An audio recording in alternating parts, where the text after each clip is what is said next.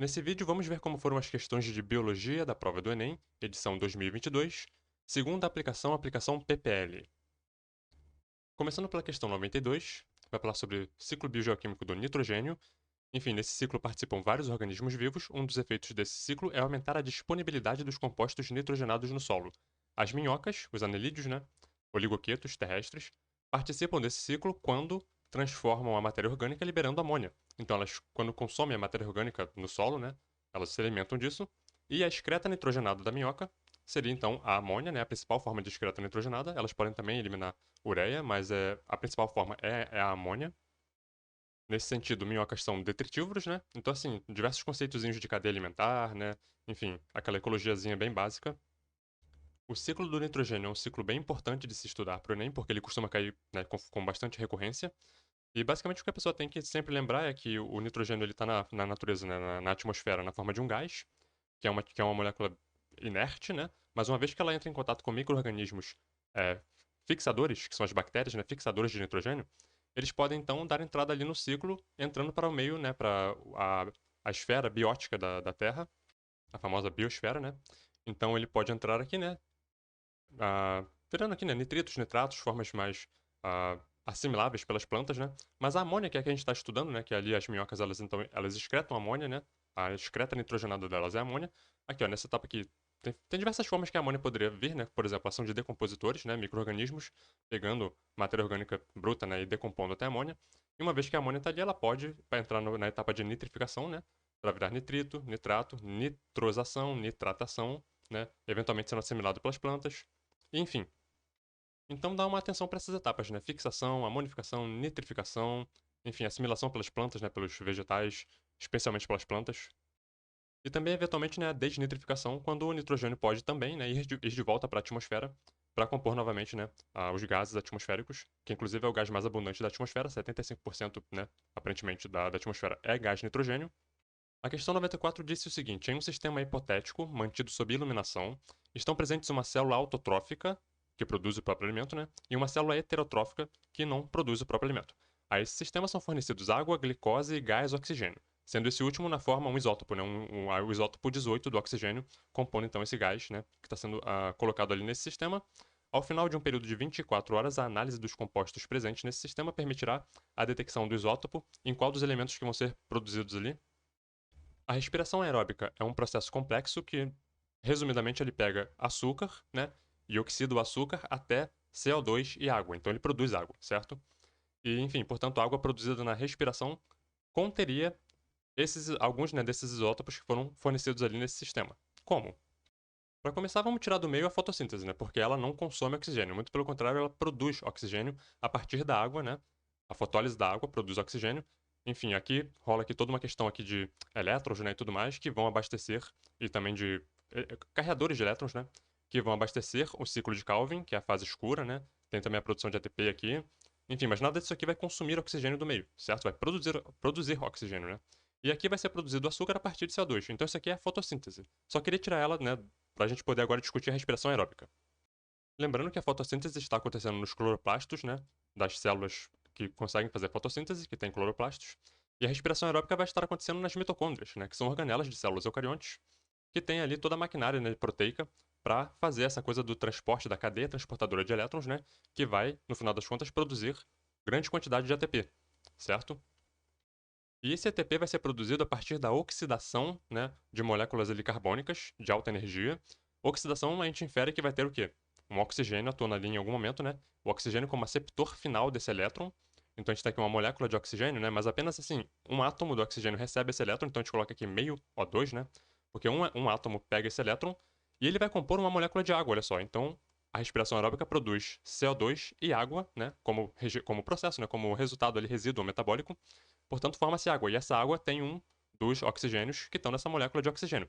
Se eles colocaram lá naquele meio oxigênio, né, gás oxigênio, com aquele isótopo 18, a gente pode inferir que algumas dessas moléculas de água aqui vão ter oxigênio 18, né, o isótopo 18 do oxigênio que foi colocado no sistema. É daqui que surge então, né, aqui que a gente vai encontrar então aquele isótopo que foi colocado no sistema. A questão 96 é uma questão provavelmente mais da química do que da biologia, mas existe um momento ali da biologia, quando a gente estuda a ecologia aplicada, né? Que a gente está sempre nessa interface biologia-química, né? Então, eu gosto de discutir esses temas aqui para justamente mostrar assim que a biologia ela tem alcance, né, em coisas que são bem inorgânicas, né, bem abióticas. Bom, a troposfera consiste basicamente em gás nitrogênio e gás oxigênio, que juntos compreendem 99% da atmosfera da Terra. Outros gases compreendidos como constituintes atmosféricos secundários, apesar de estarem presentes em concentrações muito baixas, podem ter efeitos importantes ou danosos. E aqui eu assumo, né, que eles colocam importantes como efeitos bons, né, efeitos benéficos no ambiente. O quadro apresenta as principais fontes e concentrações típicas de alguns desses gases secundários. Então a gente tem aqui o ozônio, né, O3, famoso ozônio da camada de ozônio, né, que protege a gente dos raios ultravioleta. Fontes, descargas elétricas, enfim, uma série de possíveis fontes do ozônio, né? Gás metano, decomposição de matéria orgânica, que interessante, né? Dióxido de enxofre, isso aqui é importante, hein? Gases vulcânicos, incêndios florestais, mas principalmente queimas de combustíveis fósseis. Esse aqui é que tem importância, né, para, enfim, preservação ambiental, né, mudanças climáticas, processos industriais, queima de carvão, né, carvão mineral, obviamente, né, que emite esses compostos tóxicos que podem levar ali a chuva ácida, né, todos aqueles impactos. Monóxido de carbono, queima de combustíveis fósseis, especificamente queima incompleta dos combustíveis fósseis, né, e o monóxido de nitrogênio, enfim, descargas elétricas, combustão de matéria orgânica também, enfim. E aí a questão segue assim: pode-se reduzir as concentrações de um desses constituintes gasosos secundários na atmosfera pela passagem dos gases através de purificadores químicos contendo uma pasta de calcário, cujo principal constituinte é o carbonato de cálcio, sendo o gás removido por sua conversão em um sal, um composto iônico sólido. Enfim, a questão colocou aqui algumas fontes. Entre os constituintes secundários apresentados, qual será removido pela ação desse purificador químico? O próprio dióxido de enxofre, que eu falei que era importante, né? Ele que vai estar nessa relação aí. Agora, é um conhecimento bem específico, né? É uma coisa que a pessoa realmente teria que ter já tido contato com esse tema aqui. E como é que a pessoa pode ter contato com temas desse tipo? Lendo, né? Estudando livros. Eu vou mostrar aqui as fontes que a questão colocou, para ver que exatamente a resolução da questão está lá. A questão tinha citado dois livros, né? Esse aqui, Química Ambiental, segunda edição, de Spiro e Stigliani. Mas eu vou querer mostrar o outro livro porque ela tem um esqueminha mais legal que esse aqui. Mas esse aqui também fala do tema, na forma como a questão abordou ele lá. Esse aqui era outra referência lá, né? Brown, Limay e Burston, Química, a Ciência Central. Ele tem um esqueminha que eu achei bem interessante aqui. Bom, para começar aqui no capítulo 18, né? Página 659. Por falar nisso, esses dois livros você consegue encontrar ele no LibGen, né? Eu vou colocar na referência aí na descrição, né? Como você poderia chegar nesse site para baixar. Só colocar o título dele ou o nome do autor. Lá você consegue baixar esses livros. É, aqui nesse aqui no capítulo 18, né? Tem aqui aquela tabelinha que foi colocada lá na questão. Claro que lá foi feita uma adaptação, né? Eles tiraram essa parte aqui no final. Ficou só essa parte aqui com as fontes dos gases. E eventualmente aqui ele vai falar sobre a questão da troposfera, né? E sobre, enfim, controle, né? Desses gases na troposfera. E eventualmente ele vai falar sobre o aqui nessa parte aqui, ó, compostos de enxofre, chuva ácida, né? Enfim, a questão aqui do dióxido de enxofre. Tem uma parte aqui que ele vai falar sobre aquela reação lá com o carbonato de cálcio. Deixa eu tentar chegar lá. Aqui, ó, uma maneira de reduzir a quantidade de dióxido de enxofre liberada no meio ambiente é a remoção do enxofre, do carvão e do petróleo antes de queimá-los, mas isso é muito caro, né? Entretanto, vários métodos têm sido desenvolvidos, um deles, né, envolvendo aqui o carbonato de cálcio, que pode ser injetado no forno da usina, enfim, decompõe o cal, né, e o dióxido de enxofre. Vou dar uma olhada no esqueminha também que tem ali embaixo. Aqui, esse esqueminha aqui, ó, um forno aqui, né, que tem ali os gases e tudo mais, o carvão, né, para ser incinerado, coloca-se o carbonato de cálcio, CaCO3, e aqui vai ter, né, essa reação aqui, né, em altas temperaturas e tudo mais.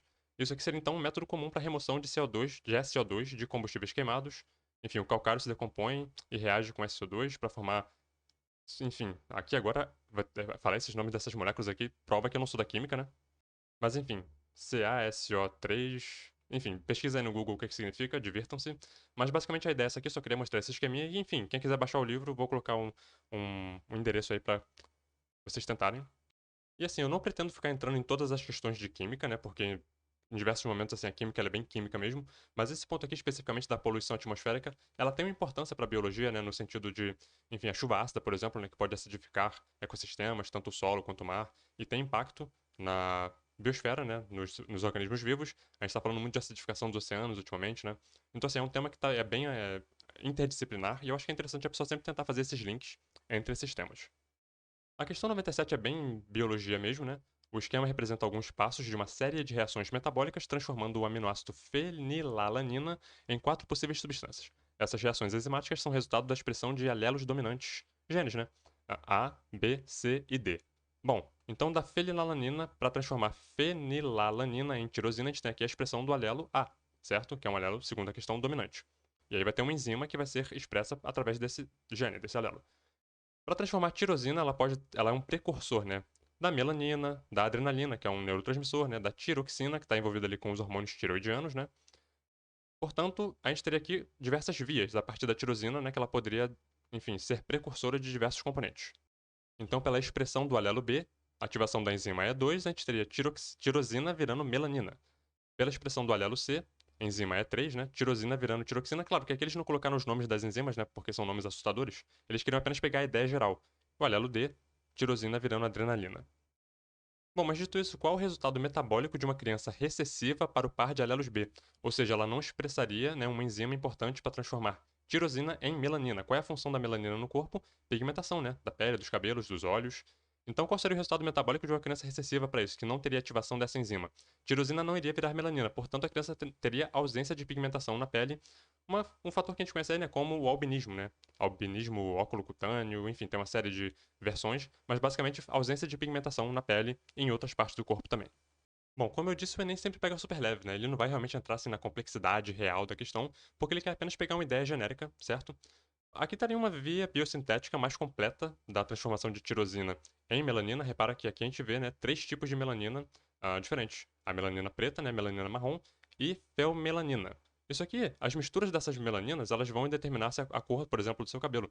Se você tem uma mistura de melanina marrom com preto, você vai ter o cabelo mais para preto, né, castanho escuro. Se você tem apenas a marrom, você pode ser loiro, né? Se você tem uma mistura de amarela com marrom, você seria ruivo, né?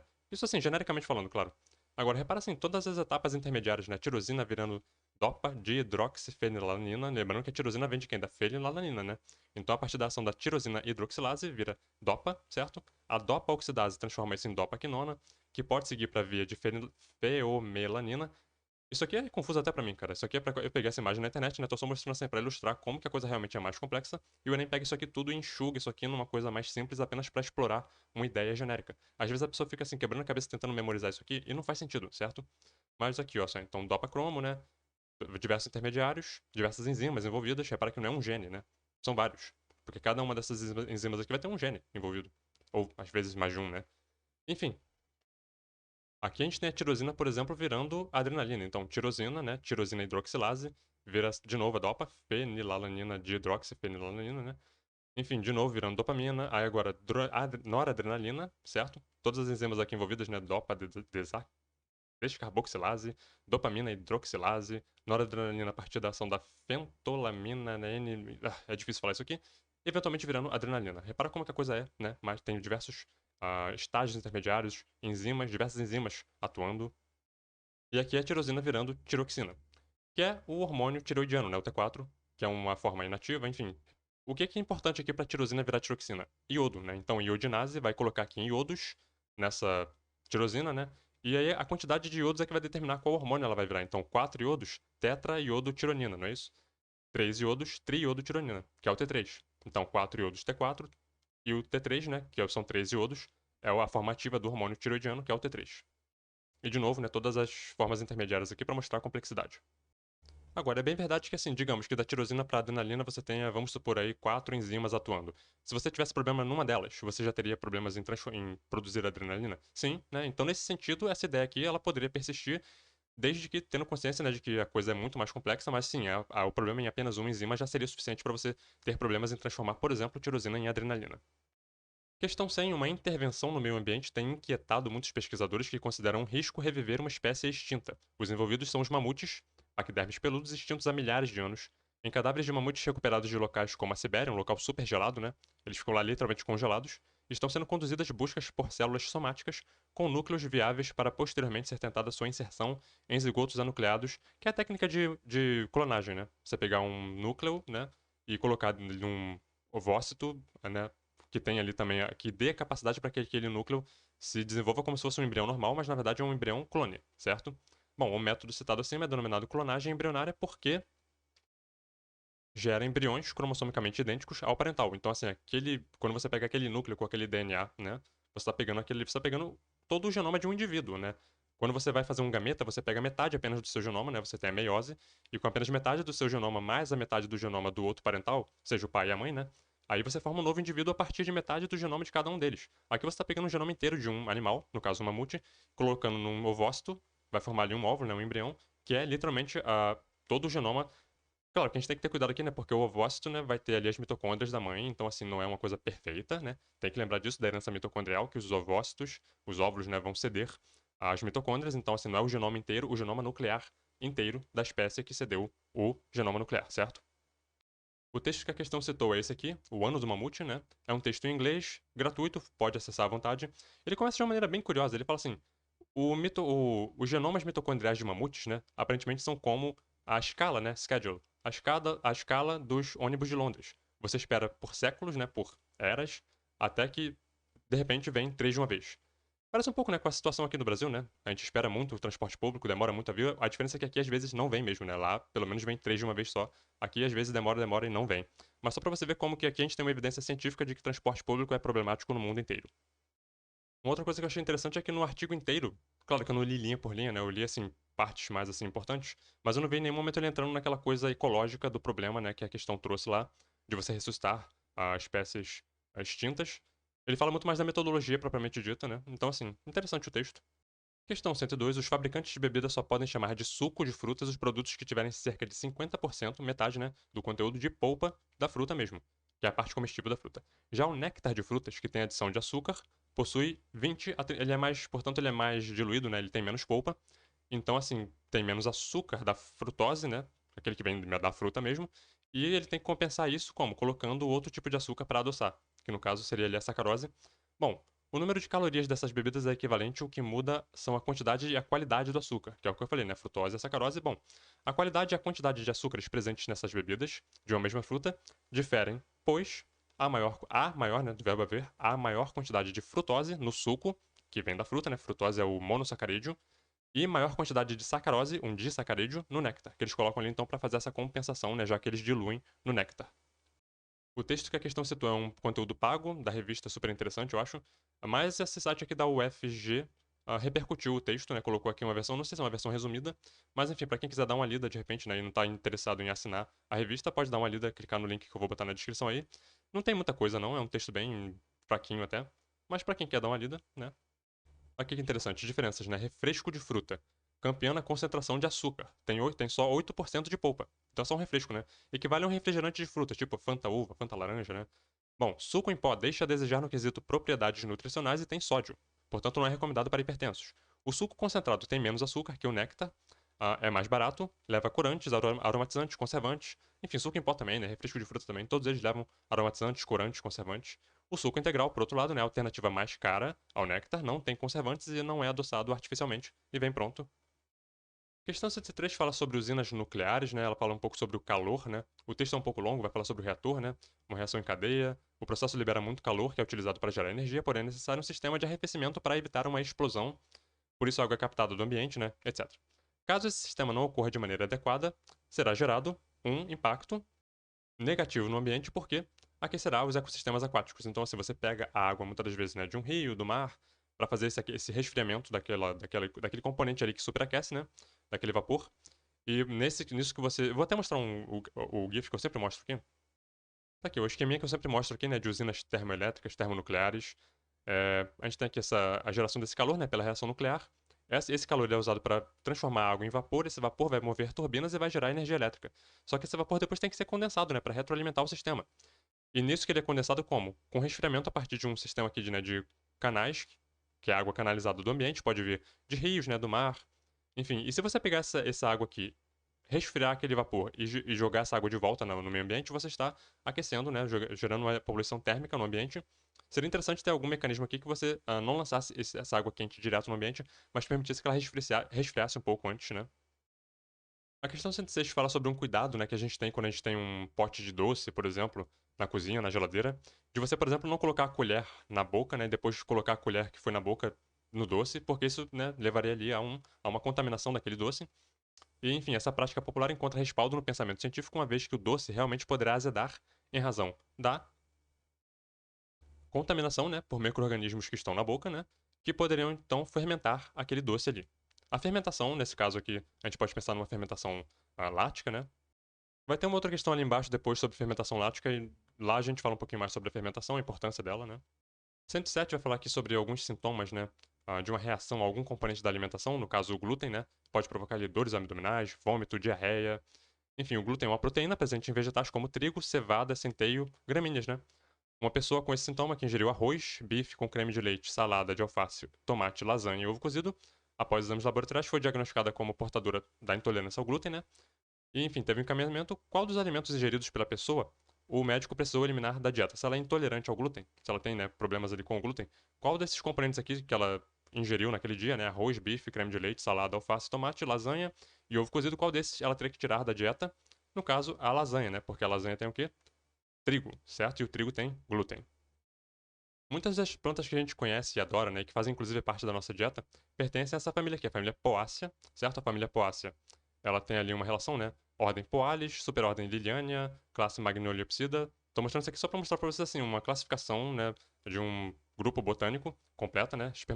Subdivisão espermatofitina. Não precisa se preocupar com nada disso aqui, eu tô mostrando apenas porque é interessante. Divisão Traqueófita, plantas vasculares, superdivisão Embriófita, infrarreino Streptófita, plantas terrestres, sub-reino Viridiplantia, né, plantas verdes, reino planta, né? Bom, e aqui nós temos então a família Poácea, certo? Dentro de Poácea, a gente vai ter muitos gêneros importantes, inclusive, como eu disse, né, para nossa alimentação. A gente vê logo de cara aqui, é muito gênero, né? Então a gente tem aqui, ó, avena, aveia, certo? A gente tem também aqui bambusa, né? Os bambus, tá tudo aqui. Eu vou tentar achar outros gêneros interessantes aqui. Aqui, gênero Hordeum, cevada, né? Faz parte também dessa família. Gênero Oriza, que é o arroz, né? Oriza sativa, o arroz que a gente come, arrozinho, né? Aqui o gênero Secale, que é o centeio. E um último aqui, né? O gênero Triticum, que é o trigo, certo? Então, assim, todas essas plantas que fazem parte da nossa dieta, né? E algumas delas têm esse problema que é a questão do glúten, né? Mas o arroz, dentro desses que eu mostrei aqui, o arroz e a aveia não contém glúten. Portanto, eles são alternativas interessantes, né, para muitas das vezes você fazer uma adaptação numa determinada receita, onde você iria usar, por exemplo, farinha de trigo, você pode usar farinha de arroz. Vou até mostrar uma receita aqui. Aqui, ó, lasanha sem glúten, site receitinhas. Um componente aqui da receita, ó, farinha de arroz, né? Você pode então substituir farinha de arroz. O arroz é sim, é uma gramínea, né, daquela família Poácea, mas não tem o glúten, né? É uma proteína que não está presente ali no arroz. Portanto, o problema que estaria na lasanha se e apenas se essa lasanha, a massa da lasanha tivesse sido feita com farinha de trigo, certo? Questão 111 falou sobre herança mitocondrial, né? Enfim, estudo ali de parentesco a partir do genoma mitocondrial, ferramenta biotecnológica, né? DNA mitocondrial, comparação do DNA mitocondrial de pessoas, para, enfim, que esteja, né, um cadáver, muitas das vezes ali, né, muitas das vezes o cadáver ficou numa situação muito difícil de reconhecer, você pode usar o genoma mitocondrial para fazer essa análise. E, enfim, herança materna, né? As mitocôndrias são transmitidas pela linhagem materna. Então, digamos que você tem ali um cadáver, né? E você, enfim, precisa fazer o reconhecimento, você tem alguns possíveis parentes, né, daquele cadáver que você poderia utilizar para fazer essa comparação da herança mitocondrial. E aqui, né, alguns deles seriam problemáticos, né, porque não seriam diretamente envolvidos com a linhagem materna, e um deles estaria diretamente relacionado com a linhagem materna. No caso, o primo, filho da irmã de sua mãe. A tia dele, no caso, né, a irmã da mãe, as duas são filhas da mesma mãe, portanto, o genoma mitocondrial, né, que veio lá, enfim, dos ancestrais, né, enfim, avó, mãe, tia, sim, né, todo mundo que vem dessa linhagem. Agora, qualquer pessoa que viesse da linhagem paterna não contaria. Então, avô já pode sair, né? Prima, filha do irmão, né? O irmão já tem ali, ela é filha de um cara, né? O cara não passou as mitocôndrias pra ela. Ela recebeu da mãe dela, né, que é uma outra pessoa. Sobrinha, filha de um irmão, de novo, né? Tia, irmã do seu pai. Então, o pai aqui, né, já quebra a sequência. Portanto, apenas o primo aqui, filho da irmã, né? Porque a gente não tá falando do filho dele, a gente tá falando dele. Ele recebeu a mitocôndria da mãe, né? Que, enfim, é o mesmo da tia, é o mesmo da avó. A questão colocou aqui na referência aqui um livro, né? As Sete Filhas de Eva. Eu não encontrei ele no LibGen em português, né? Você pode ir lá no LibGen e colocar The Seven Daughters of Eve. Em inglês você vai encontrar a versão em inglês dele para download. É um livro, assim, é de um pesquisador super importante lá que trabalhou muito com essa coisa do DNA mitocondrial, né? Genoma parentesco, né? A análise, sequenciamento de genoma mitocondrial. É um livro super interessante. Ele faz assim, por que sete Evas, né? Sete filhos de Eva. A gente sabe que tem a Eva, né? Que tem que ter tido em algum momento uma primeira fêmea, né? E tem diversas mulheres ali que são, né? Que estão em algum momento ali crítico da história da humanidade, que a partir delas, né? Surgiram linhagens, né? E ele fez um estudo bem denso em relação a isso. Eu não li o livro ainda, quero ler, né? Quero terminar de ler ele. Porque é um livro super interessante, mas fica a recomendação também, se vocês encontrarem de repente na internet, ou às vezes num sebo para comprar, é uma leitura interessante. E para download na LibGen, apenas na versão em inglês, E já bem no final do livro, porque às vezes assim, né, quando eu pego um livro, eu leio assim, o último capítulo só pra ver, né, se ele faz algum resumo. Ele tem esse parágrafo aqui bem bonito, né, onde ele faz meio que uma digressão, assim, ele faz meio que uma metáfora, não é bem uma metáfora, uma figura de linguagem, assim, onde ele tá segurando uma corda e essa corda, ele tá ligado a todas as mulheres que antecederam ele em algum momento. E, enfim, é uma sequência, né, quase infinita de pessoas. Ele não consegue reconhecer, né, muitos ancestrais, porque basicamente a gente conhece o quê? A nossa avó, né, muitas das vezes a nossa bisavó no máximo. Mas quando passa de algumas gerações, são pessoas completamente estranhas pra gente. E as nossas mitocôndrias têm o genoma dessas pessoas. E a gente consegue fazer, né, esse retroceder, né, até pessoas assim muito, muito, muito ancestrais mesmo. E especialmente se você é mulher, né? Você sabe que assim, você vai passar suas mitocôndrias para todos os seus descendentes. Então, assim, dependendo da quantidade de filhos que você tiver em vida, imagina daqui a 500 anos, daqui a 1000 anos, daqui a 2000 anos, quantas pessoas vão estar no planeta Terra que descendem de você, né? Que vão estar diretamente relacionadas com as suas mitocôndrias e que poderia ser feito, né, traçado um paralelo, uma retrospectiva genética, genealógica, né, diretamente para você. É muito louco pensar nisso, né? Questão 112, escrito em 1987 pelo britânico Wells, né? H.G. Wells. O Homem Invisível é um livro que narra a história de um cientista que teria desenvolvido uma forma de tornar, né, todos os tecidos do corpo dele, isso aqui é importante, todos os tecidos do corpo transparentes à luz, ou seja, a luz não reflete nos tecidos do corpo dele. Isso aqui é muito importante. Portanto, ele fica invisível, né? Se a luz não reflete e não volta, como é que você vai, né? Você não vai aparecer, você vai ficar invisível. Ok. Contudo, Wells, né, não explorou no livro o fato de que esse efeito comprometeria a visão do seu protagonista, uma vez que na nossa visão a gente depende do quê? Da luz batendo nos nossos fotorreceptores, né, no nosso olho, para que a gente consiga fazer discernir, né, as frequências de onda e saber o que é a cor de cada coisa, né? Isso é fundamental. Então tá aqui simplificadamente, né, a anatomia do olho, a luz entrando, né, e batendo ali, tocando nos fotorreceptores. A gente vai ter fotorreceptor pro verde, pro vermelho e pro azul, né? O sistema RGB. E, enfim, a partir disso nós discernimos cores. Então a gente precisa que a luz entre em contato, né? Interaja com essas células. Ela não pode passar direto por essas células. Se passar, a gente não enxerga. Pela interação da luz, da frequência de onda, né? Com essas células é que a gente consegue discernir cores e ver. Portanto, nesse caso, qual seria a deficiência visual provocada, né, pela ausência dessa interação das cores com os fotorreceptores? Ele seria cego, ele não enxergaria. Agora, já que a questão foi tão boba, né? Aproveitem aí, peguem aí miopia, daltonismo, astigmatismo, hipermetropia e estudem cada um dessas deficiências visuais, né, desses problemas visuais, porque todos eles têm ali um detalhezinho, né, que muda de um para o outro. Daltonismo, dificuldade de enxergar às vezes uma frequência de cor, né, o vermelho, por exemplo. Miopia, astigmatismo e hipermetropia tem a ver ali com o foco da luz, né? O foco da visão. Então a visão vai estar um pouco desfocada, a pessoa tem que usar uma lente, um óculos, né? Para corrigir esse desfoque e ter uma visão mais nítida. Então, por exemplo, na miopia você vai ter a formação da imagem, né? Antes da retina, né? Um pouco antes, assim. E você tem que corrigir isso com o uso de uma lente, né? Aí vão ter lentes específicas, os nomes da lente, claro. Tem que pesquisar aí, né, pra ver. Tem lente cilíndrica, lente esférica, lente côncava, enfim. Basicamente para corrigir isso, né, para que a imagem não se forme tão antes assim da retina, mas na retina. Então a lente vai atuar, né, para focar, né, os raios de luz no local que ele tem. Na hipermetropia, repara que a imagem está sendo formada teoricamente, né, depois da retina. Isso aqui é teórico, né? Para mostrar assim que ela vai chegar na retina, portanto, um pouco embaçada, né?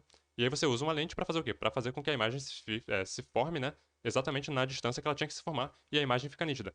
Astigmatismo é um pouco mais complicado assim, porque gera diversos pontos assim a luz, né, ela é também difusa, né? E também dá para corrigir com lente, lógico. Mas é interessante dar uma olhada, né, e ver, né, o que que muda em cada um, qual é a diferença, né, o que que cada uma causa.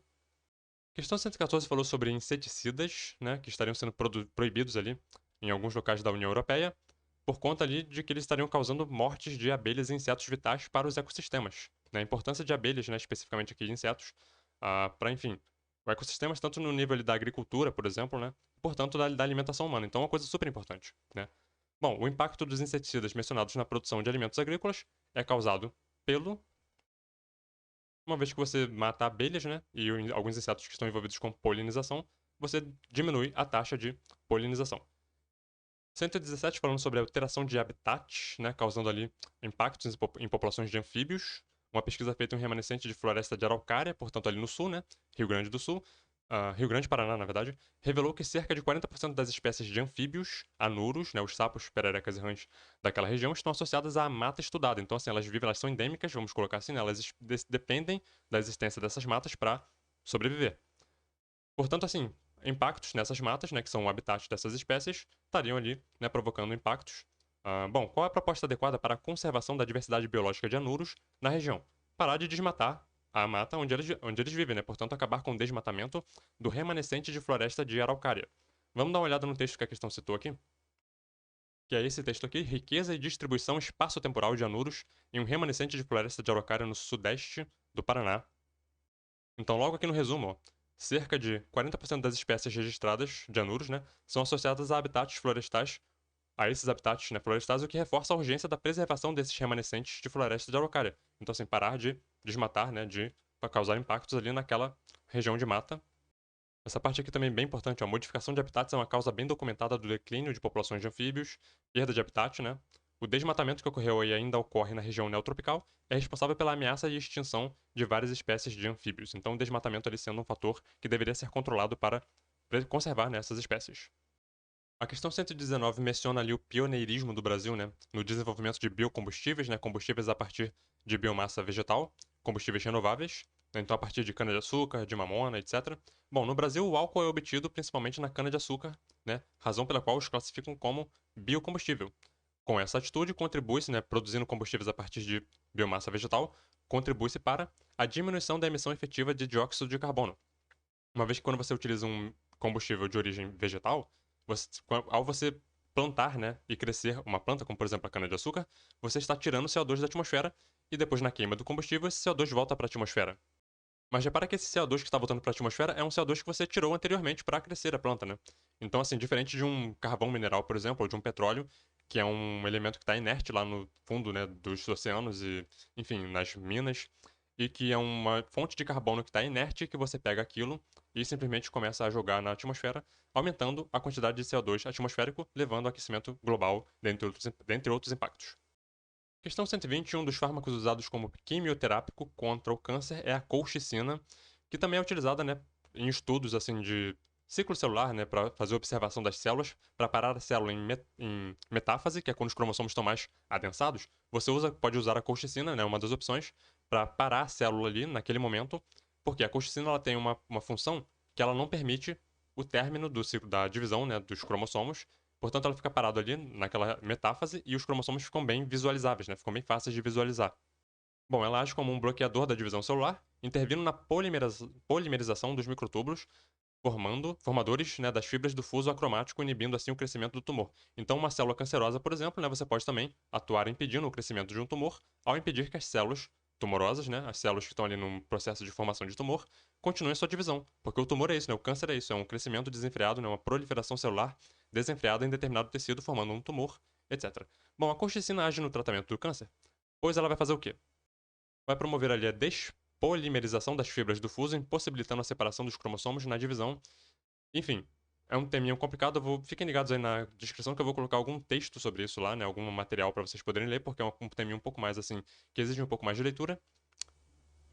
Questão 122 vai falar sobre seleção sexual. Em muitos animais, né, os machos têm o dimorfismo sexual, né? O macho vai ter características muito chamativas, né, muito destacadas, para a fêmea poder selecionar o macho que ela quer cruzar a partir das características que ele apresenta. Então, por exemplo, o pavão tem aquele rabo, né, aquela cauda enorme, colorida, que a fêmea olha para a cauda, vê aqueles detalhes, né, vê toda... ela consegue ter uma noção da saúde daquele bicho, né, da força dele, né, uma vez que para uma ave daquele tamanho ter uma cauda daquele tamanho é uma coisa complicada, né? Então, assim, se ele consegue ter uma cauda daquele tamanho e viver, se alimentar, brigar, né, enfim, com outros pavões, disputar território, disputar fêmeas, consegue ser saudável, né, porque as penas elas demonstram, né, saúde, a ausência de parasitas, etc. Esses são sinais que a fêmea pode utilizar para selecionar então um macho, e isso seria a seleção sexual. Bom, o mesmo exemplo pode ser utilizado, né, para os chifres, por exemplo, de alguns animais, né, que tem aqueles chifres enormes. Repara que são sempre características assim que você não esperaria, você não conseguiria explicar a presença daquela característica por seleção natural, porque é mais difícil viver, né, com um chifre enorme ou com um rabo enorme daquele. É mais difícil viver com isso do que sem isso. Então como é que você explica isso por seleção natural? Não dá. Seleção sexual sim, por quê? Porque as fêmeas, né, a seleção sexual favorece o sucesso reprodutivo individual dos machos dimórficos, uma vez que as fêmeas vão selecionar aquela característica especificamente. É um assunto super complicado, também vou colocar textos na descrição sobre isso, porque é um assunto realmente denso. As discussões sobre isso são bem densas, mas basicamente a ideia geral é essa. A questão 124 vai falar sobre o palmito jussara. Em locais onde aves de grande porte foram extintas, né, as espécies, né, os indivíduos dessa espécie de palmito, começaram a produzir frutos pequenos. Né? Interessante. A escassez de aves pode afetar a evolução das plantas. Essa mudança apresentada pelas plantas é uma adaptação vantajosa, porque os frutos atraem aves de pequeno porte, garantindo a ingestão dos frutos. Aqui a gente tem uma discussão importante, né, que é a coisa da dispersão. A gente poderia pensar que produzir frutos menores, né, ajuda a planta a economizar energia, né, porque o fruto exige energia, né, exige açúcar, né, exige água para você encher muitas das vezes um fruto. Então, assim, a planta, ao produzir frutos menores, ela estaria economizando recursos, sim. Mas a gente tem também que pensar na questão da dispersão. Então, as aves, elas são um componente fundamental ali para que a planta não apenas produza frutos para nada, ela tem que produzir frutos e esses frutos têm que ser dispersos para que indivíduos possam nascer, né, e, enfim, gerar ali uma população viável. O texto que a questão citou é esse aqui: escassez de aves pode afetar a evolução das plantas. Tem uma parte aqui que eu achei interessante que ele falou sobre a redução, né, dos frutos aqui. De acordo com o pesquisador, né, a redução do tamanho das sementes pode também trazer consequências negativas, inclusive para as próprias plantas, né, já que as sementes pequenas podem ter ali uma maior mortalidade, né, germinar menos por conta do dessecamento. Então, assim, teria um impacto negativo, né, por elas reduzirem o tamanho desses frutos, mas é o que eu falei, tem que compensar a questão da dispersão, né? Não é só em relação ao tamanho do fruto, mas também em relação à capacidade desse fruto ser disperso. E as aves são um componente fundamental em diversos momentos, né, para dispersar frutos de plantas. Aves de grande porte teriam condição de pegar um fruto maior, né, e enfim, colocar no bico, etc.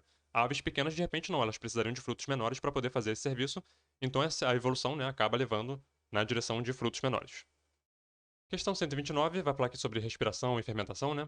Diferente da respiração aeróbica, alguns micro-organismos, né, realizam processos catabólicos que levam à obtenção de moléculas orgânicas de interesse comercial. Então, assim, o metabolismo deles produz moléculas ali que são importantes, né, que têm importância comercialmente, como, por exemplo, o ácido lático, né, o álcool, né, o etanol, o álcool etílico. Enfim, o conhecimento dessas vias metabólicas é importante, por exemplo, para a fabricação de produtos alimentícios. Então a gente tem aqui duas vias, né, fermentação alcoólica por leveduras, né, pensa em Saccharomyces cerevisiae. A gente tem aqui a glicose, certo? Sofrendo ali a glicólise, né, formando piruvato, certo? Esse piruvato sendo fermentado em álcool etílico, na fermentação alcoólica. Álcool etílico pode ser utilizado, por exemplo, na produção de vinhos, né, bebidas alcoólicas, inclusive, né, em outros componentes aqui que contêm álcool.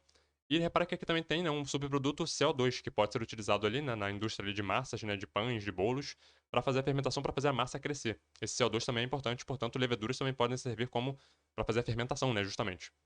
E a fermentação lática, né, por lactobacilos, bactérias, micro-organismos, né, que vão fazer ali um tipo semelhante de metabolismo a partir também do piruvato e formando ali então um ácido lático que é importante para produzir iogurte. Bom, repara que nos dois tipos de fermentação você tem aqui, né, uma questão aqui com o NADH, né, com o NAD, certo?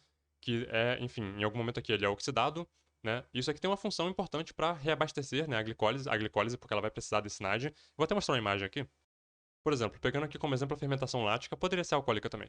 A partir da glicose, então, a gente vai ter a glicólise, né, que vai transformar a glicose em piruvatos, certo?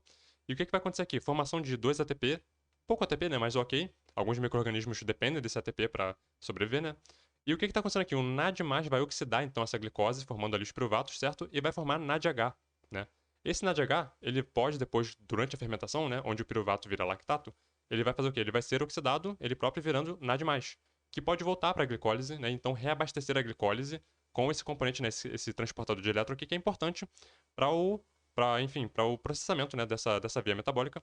Então a fermentação ela tem essa importância, né, também de reciclar esse NADH em NAD+, para ele poder voltar para a glicólise. Mas não para por aí, né? A questão diz o seguinte: esses processos de fermentação têm em comum, eu acabei de mostrar um componente, né, que eles têm em comum, essa coisa da reciclagem do NAD+, mas também formação de produtos metabolizáveis. Tanto o ácido lático quanto o álcool etílico têm ali, né, possibilidades, né, de metabolização desses componentes.